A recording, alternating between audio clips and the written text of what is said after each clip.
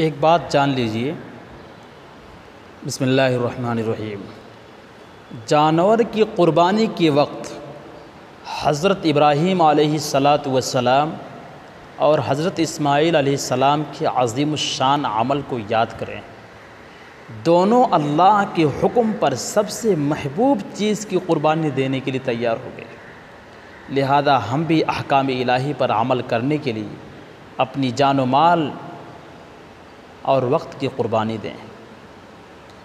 قربانی کی اصل روح یہ ہے کہ مسلمان اللہ کی محبت میں اپنی تمام نفسانی خواہشات کو قربان کر دے، لہذا ہمیں من چاہی زندگی چھوڑ کر رب چاہی زندگی گزارنی چاہیے۔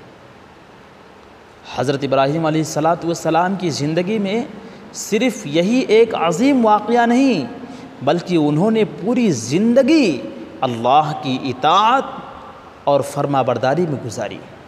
جو حکم بھی اللہ کی طرف سے ان کو ملا فوراً اس پر عمل کیا، جان، مال، ماں باپ، وطن اور لخت جگر، غرض کی سب کچھ اللہ کی رضا میں قربان کر دیا۔ ہمیں بھی اپنے اندر یہی جذبہ پیدا کرنا چاہیے کہ اللہ تعالیٰ کا جو حکم بھی سامنے آئے اس پر ہم خوش و خرم عمل کریں۔ اللہ تعالیٰ ہم سب کو عمل کی توفیق بخشے۔